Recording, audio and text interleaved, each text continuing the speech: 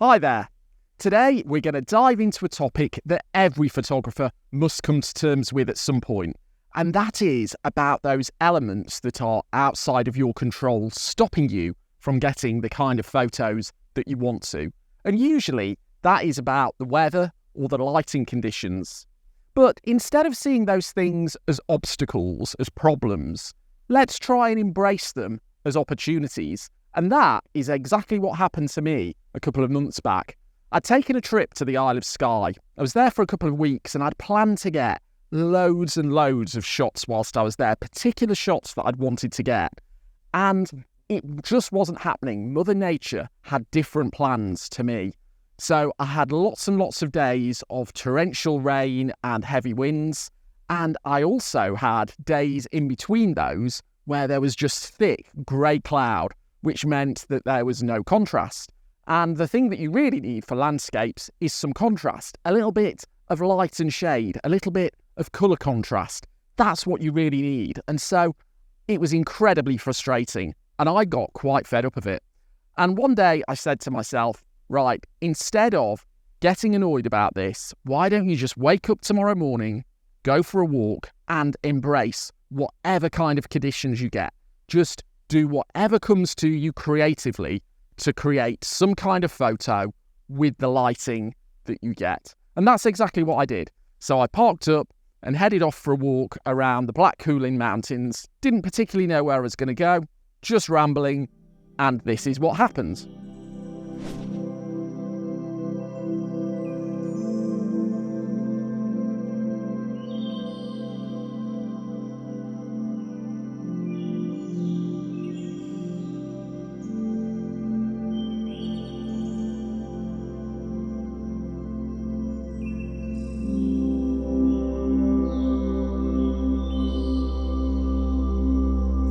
So I really didn't get very far. I've literally walked 20 metres from where I've parked my car and come to this lovely waterfall. Now, in normal circumstances, on a day like today, with the kind of light we've got today, I'd have probably ignored this and walked on. And that's what I need to not do. I need to do something different. And so I've set up a really simple composition. I'm going to put on the screen just over here what I'm seeing through my camera right now. And I'm shooting it in black and white, simple as that. If there's not much colour around, remove the colour from the photo and go black and white. Simplest thing I can think of to do.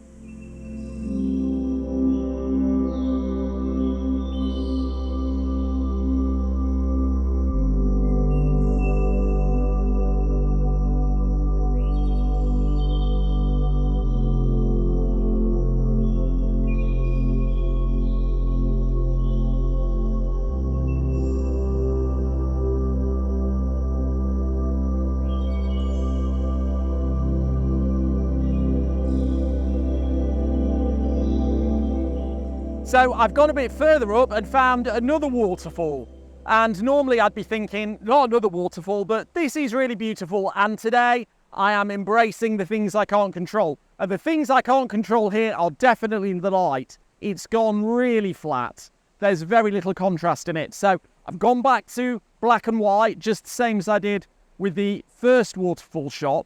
But I might do something slightly different in the edit, maybe give it a bit of a blue tint, because I'm feeling quite cold here. We're getting nearer to the top and I'm going to have to start wrapping up warm soon. And I want it to reflect that kind of feeling that things are getting a bit cooler, a bit nippy.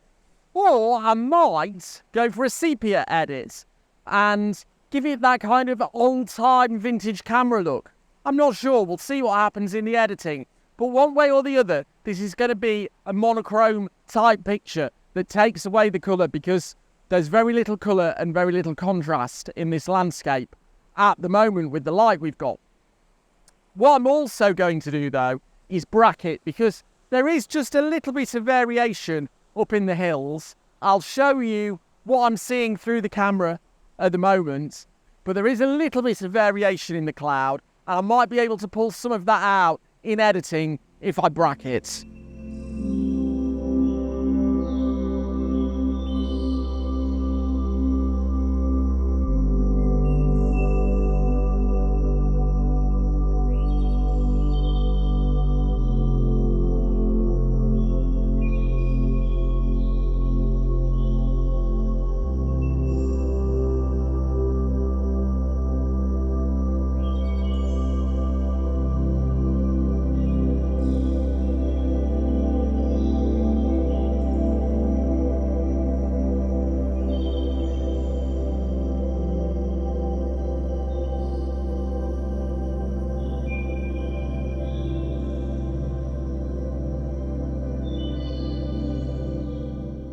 So as I walked further upwards, I did get a brief bit of drama when some low cloud came down and started swirling around the peaks above me.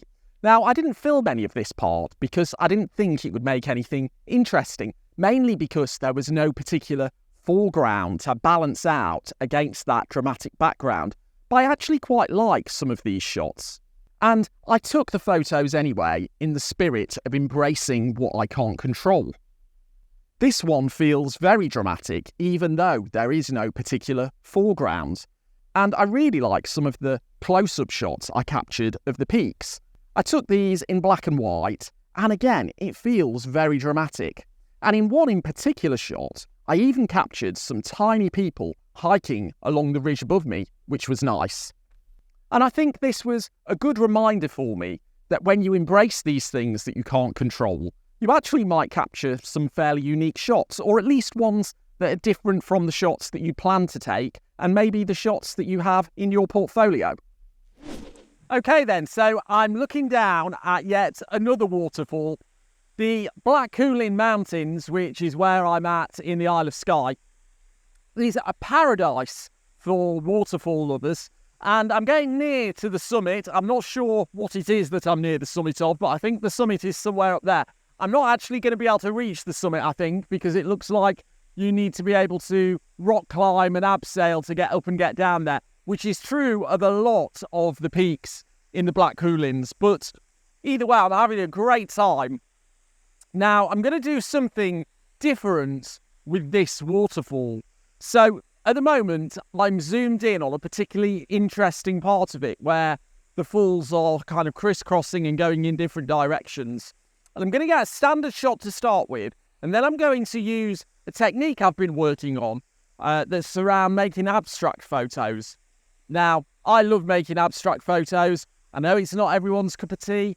I know some of you guys like making abstract photos too. But at the end of the day, my art, my rules, and today I'm working with what I'm given. So I am going to make something abstract. So let's start with the standard shot. So I've got my 6-stop ND filter on, and I've also got my circular polarizing filter on just to take a little bit of reflection off the rocks. And I'm going to get a long exposure. So firstly, let me show you what I'm seeing in my camera here. This is the area that I'm zoomed into. You see, it's quite nice just for a little close-up and waterfall. But I've got a lot of waterfall shots today, so let's just get the standard one so that you can compare it to the abstract one.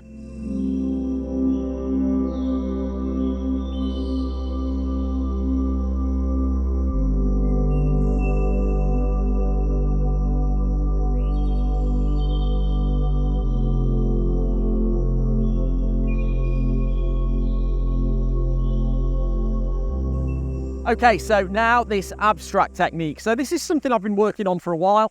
Maybe it's a thing that other people do, I don't know. Or maybe it's something I've discovered, who knows. But either way, it's an effect I quite like. And it's kind of like a double exposure crossed with intentional camera movements. So I go for a long exposure. I'm going to stick with 13 seconds, which I was using for some of the shots I took of the standard long exposure. And for about half of that time, I'll just leave it be, so let it do a long exposure.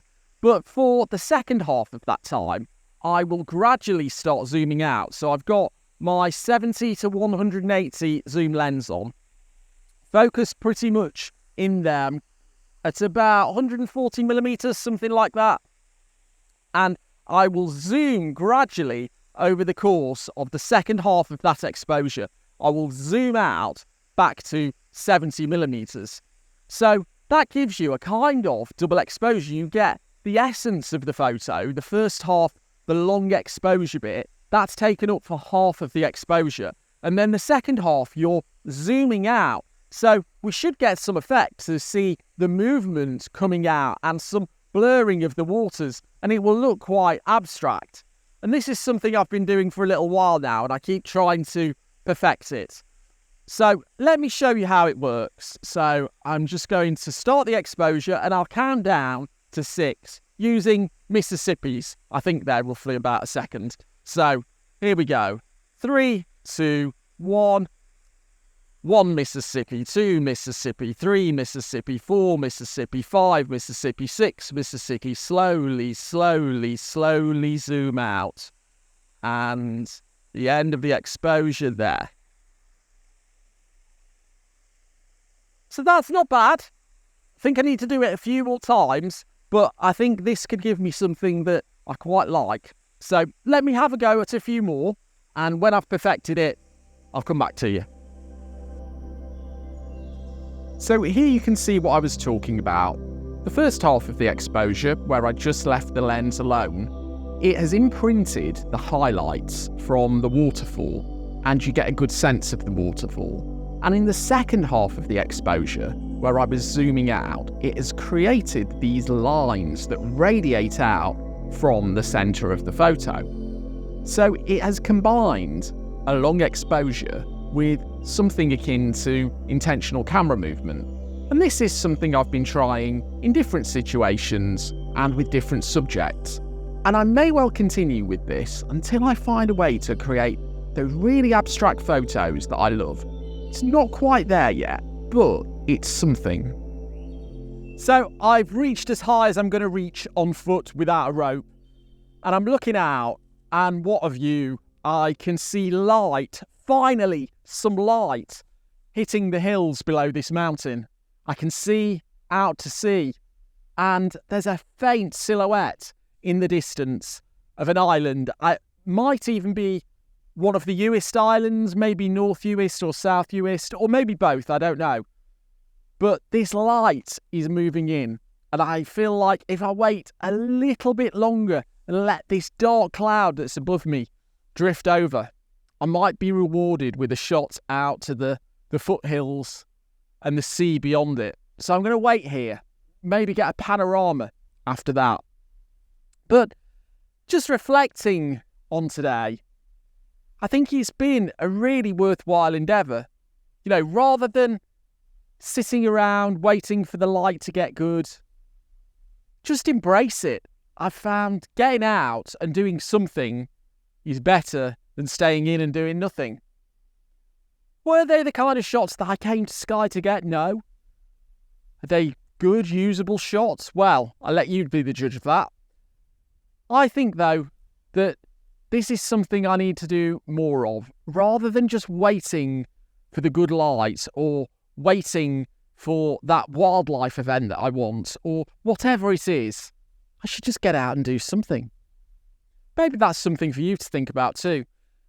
Leave me a comment and let me know what your thoughts are on embracing the things that you can't control. What I can say is that it's certainly been a lot more fun than sitting around just waiting for something to happen. So anyway, let's get these final shots and we'll see where we go from there.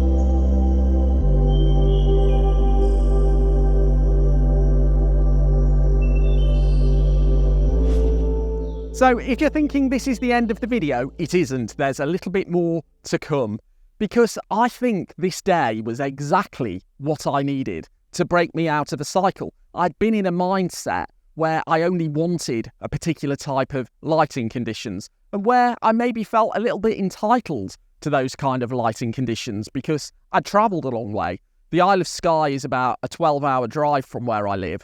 And so it was a bit of time and effort to get there, and that probably made me feel like I ought to get some kind of lighting that I'd been expecting to get. But this helped break me out of that cycle. And in the days after this, I got a number of photos that I'm really quite happy with, mainly because I embraced the things that I couldn't control at those points in time. So I'm going to show you some of those now. And the first of those was on an evening I spent at Neast Point, which is one of the most popular locations on the island. I often try to avoid honeypot locations, but this was a particular shot I'd gone there to get, and I really wanted to get a long exposure in some glorious golden hour sunlight. But I got this one instead, mainly because it was really, really windy that day. So taking a long exposure shot wasn't working out that well for me. I was getting some bits of vibration, and particularly when you're taking an exposure over many seconds, you can't risk having that kind of vibration in your camera setup. So I opted just for a traditional photo, and there was some lovely light hitting the rocks on the lead up to the lighthouse that evening. And shortly after this shot, there was a massive rain downpour.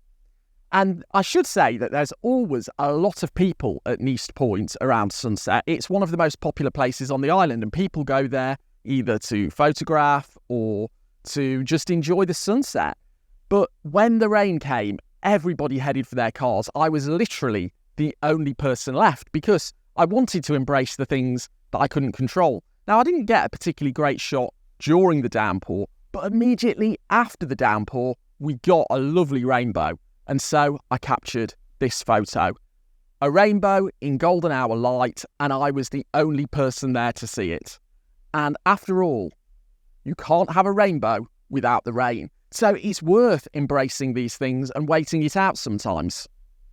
But I went back to Neast Point a couple of nights later, hoping to get that long exposure shot in the beautiful golden hour light.